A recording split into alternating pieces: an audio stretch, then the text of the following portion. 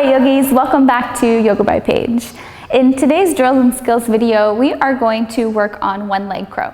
So if you're still working on crow pose, don't worry, I've got another video for you. Go ahead and find that in my drills and skills part of the channel. But if you are looking for something a little bit more advanced, you're ready to kind of take your crow pose to the next level, this is definitely something that you might want to work on. So what I would love to do is just break this down a little bit for you. I often find that when I am working on arm balances, it's not enough just to have the shoulder girdle kind of activated and engaged, but so much of it actually comes from the center core. So if you are ready, we're actually going to start lying down on our backs today and introducing a little bit of core work so that we can set this really strong foundation and activate these muscles that will help us find flight next. So let's go ahead and start by lying down. And once you lie down here, you can just hug the knees into the chest, giving them a nice tight squeeze. And then we're just going to press those knees away. Finding a little bit of a reclined tabletop here, pull that navel down into the spine. See if you can kind of remove any of the space between your back and the mat. So finding a nice cinching in sensation. And then we'll bring our fingertips behind the ears, elbows nice and wide. With all of this, we're going to exhale, pull the head, neck, and shoulders up off of the mat. Allow the neck to stay nice and long. And then we're going to find just a few bicycle crunches. So exhale, extend that left leg long and twist up and over, bringing your left elbow towards the right knee. So what you're trying to avoid is bringing the knee in. That doesn't really work our core, does it? It really works the hip flexor. So what we're trying to do is get that elbow up, up, up, up, up. And I know you're holding it. I'm holding it too. We're going to feel a little bit of heat build. So keep that. Inhale, come back through center. And now we'll find that on our other side. So your head, neck, and shoulders are pulling up. You're going to twist to the left, extend that right leg long. And then now see if you're pulling your knee in. Pull that knee away and just start to pull the elbow up toward the knee. You'll start to feel that pit of fire just build through your core. And then we'll flow here. Inhale, center. Exhale, right. Inhale, center. Exhale, left. Inhale, center. Exhale, right. So most yogis I know, inhale, center. Exhale, left. They're not the biggest fan of core work. But what's so funny is we have to have this really strong foundation in our core so that we can find strength and stability in so many of these advanced poses. Keep going. Inhale and left. Inhale and right. We'll do one more. Inhale, left. Inhale, right. I think we're off. We'll do one more. There it is. Hug those knees in. That should feel like you've got a good foundation of everything hugging in through the center. So let's just grab the backs of those thighs and rock and roll up. Come all the way up. And then the next piece that I want to add on to this is some wrist work. So in crow pose, we're putting a lot of weight, all of our weight actually, into the wrists here. So I just want to do a little bit of a wrist warm up for you. In your tabletop position, cinching the belly in and the ribs in, we're just going to draw circles here with the shoulder heads around, just kind of exploring the entire wrist crease there, and then go ahead and change directions. So it can be really easy and kind of tempting to put all of our weight in the base of our hand here, right underneath the wrist, but one of our jobs as yogis to maintain wrist health here is actually to spread that weight out. And you want to think of more weight pressing down at the base of the knuckles, and then you can use your finger pads to continue to distribute some of that weight. So from here, turn the fingers out, exposing the inside of the wrist crease toward one another, and we'll find those circles. One more time. In one direction, we'll go 3 circles, and then change directions, 3 circles in the other way. Good. You should start feeling some opening here. And we'll take one more here with the wrists in this orientation. We'll expose the wrist crease towards the front edge of your mat. Fingertips are pointing towards your body. So this one will feel a little bit more intense, particularly because we tend to spend a lot of time on our computers and our devices. So what we're going to do on this one is keep pressing the finger pads down, press the base of the knuckles down, start to draw your hips back so that you can peel the heels of your hands up, stretching out the inside of the forearms here, and then maybe you even pick up the base of the knuckles and then set the base of the knuckles down and articulate to land the heel of the hand down. We'll do that again. So peel back, base of the knuckles down, and then finger pads, base of the knuckles, and then the heel of the hand. One more time. Base of the knuckles, finger pads, base of the knuckles, heel of the hand. Good. So shake that out. Ooh, that should feel pretty good to shake that out. Give it a little bit of relief. And then I'll turn this way so you guys can see this one.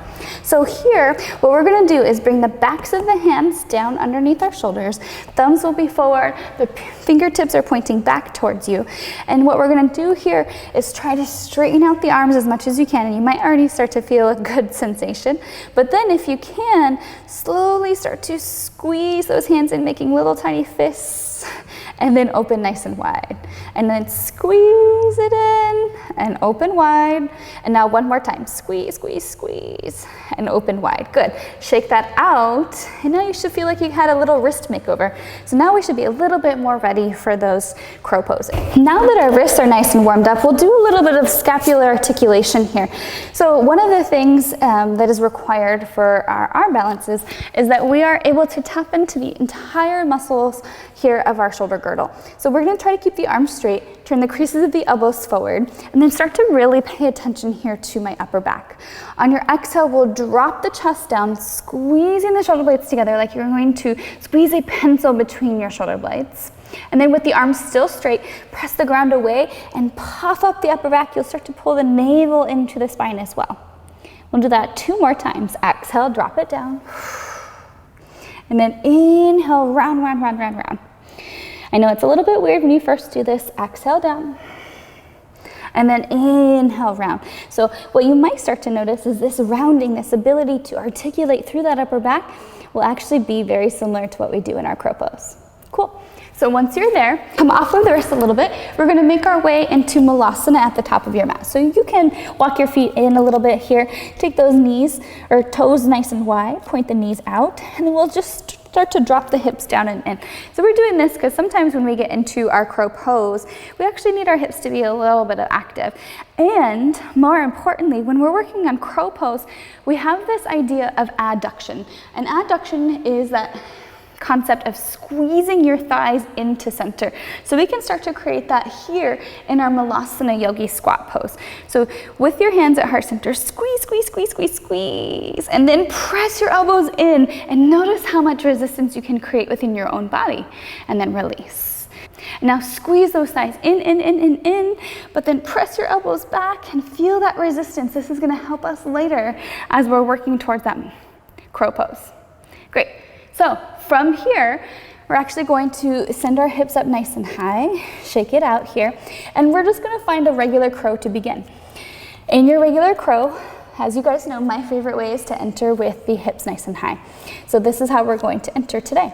With the hips nice and high, the hands planted underneath the shoulders, elbow crease starts to point forward, and you're gripping the mat with your fingertips, pressing the base of the knuckles in, and then kind of finding a little bit of squish there. You're gonna inhale, lift your right knee up into your armpit and lift your left knee up into your armpit. Hopefully this is familiar for you. Now shift forward, shift forward, shift forward. Bring the wrist crease behind the shoulders or the shoulders in front of the wrist crease. And now start to bend those elbows and squeeze those heels into your seat, finding your crow pose. So this is step 1, right? You gotta be able to do crow pose and able to do one leg crow. So our drill from here is to press the hands into the mat, pull the navel into the spine, find that rounding sensation in the upper back. Now you're gonna shift your weight a little bit to the left, squeeze the navel in, and then see if you can pick this right knee up off of and squeeze it over to your left. And then you'll bring that right knee back to the back of your right arm. And now you'll squeeze, oh, maybe if you've tipped, that's okay. Now you'll start to squeeze the left knee into center over to your right. And then open it back up and then come right back down, because that is hard. So roll your wrists out. And this is a really great drill to begin incorporating if you're working towards this one leg crow pose. So let's try that one more time and we'll see if we can actually get some height with that leg. And I will actually turn a little bit to the side so you can see that a little bit better. So pardon me for the booty shot. So while we're here, you're gonna set yourself up into your crow pose, Plant the hands underneath your shoulders. Lift those knees up nice and high. Shift forward, shift forward, shift forward. Exhale, find that chaturanga arm, squeezing the heels in. Now pull the navel in, feel the rounding in your upper back, and we're gonna create that adduction that we found in our malasana. Shifting the weight over to the left, scoop the navel in, hug your right knee into center, and then maybe you can start to fly that right leg back. There is your one leg crow, and then you can bring it back in. How'd you do, yogis? It's tough, right? Let's do the other side and see how that goes. I'll show you the same angle so we can build it together. So your hands are flat. Lift your heels. Wrap your triceps, shift forward, shift forward, shift forward, finding your chaturanga. And then from chaturanga, lift your toes up, crow pose. Press into the ground, scoop the navel in, and then we're gonna find that deep adduction, shifting the weight into the right. And then once your left knee is over to the right side, start to float that left leg high, finding your flying crow. And then you can come on down, shake out those wrists. And that is how you find your flying crow pose or single leg crow pose. And what I'm doing here is I've just interlaced my fingers to release the wrists. So you can continue to play with this entrance. There is one other entrance that I like to show to you, and it sometimes can be more accessible for some yogis, and for some other yogis, it's actually a little bit harder. I fall into that latter category. It took a little bit of a mind switch to be able to do this variation. So this variation comes from our downward facing dog.